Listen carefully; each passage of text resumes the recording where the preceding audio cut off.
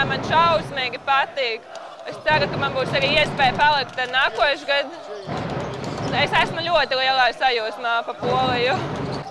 Jā, es esmu diezgan labi iespēlējusies. Man ir diezgan liels spēles laiks, un tas ir tieši tas, ko man pašreiz vajag kā jaunajai spēlētājai. Man liekas, tā draudzīgākā komanda, kāda jebkad ir bijusi un kāda var eksistēt. Jo vienmēr pēc katras spēles mēs ejam kopā vakariņās, vienmēr satiekamies visos apstākļos. Nezinu, esmu ļoti lielā sajūsmā. Es nekad nedomāju, ka šitā varētu būt.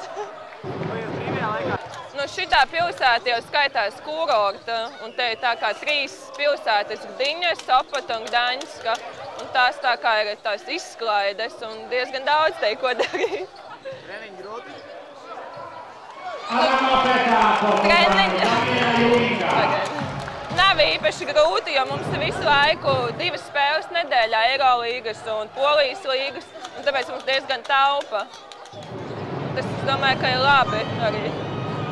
Ko tu vari pateikt poļu valodā? Cik daudz es apgūstu? Es vairāk saprotu, nekā es varu pati parunāt, bet tā kā es aizēju uz veikalu, es varu runāt poliski, pajautāt, ko es vēlos. Grūta valoda? Tā! Ļoti līdzīgi krievu valodā. Protams, ir daudz vārdu, kas ļoti vienkārši atšķirās, bet visā visumā nav nemazam tik grūti. Latviešu valoda nepietrūkst? Man pietrūkst latviešu cilvēku un mājas. Drīz paldies Dievam Ziemassvētku brīvlaiks un varēs doties. Šitais priekš Prokomai baigi maz, ja godīgi. Parasti, kad ir kaut kāda viņiem Eirolīgas spēle, tad te viss pilns tribīnēs un visi stāv kājās. Bet mums ir apmēram, tikpat daudz, var teikt. Baigais sagrums vienmēr ir pēc ceļojumiem, un mēs tagad ceļojam ļoti bieži un vienmēr iesprūstam lidostās.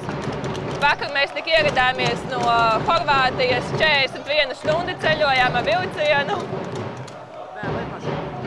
Atcēla reisus. Kāds latvieši šajā pilsētā var satikt? Nē, nesatieku. Cik ir muižnieks, ja? Bet es viņu neesmu satikusi.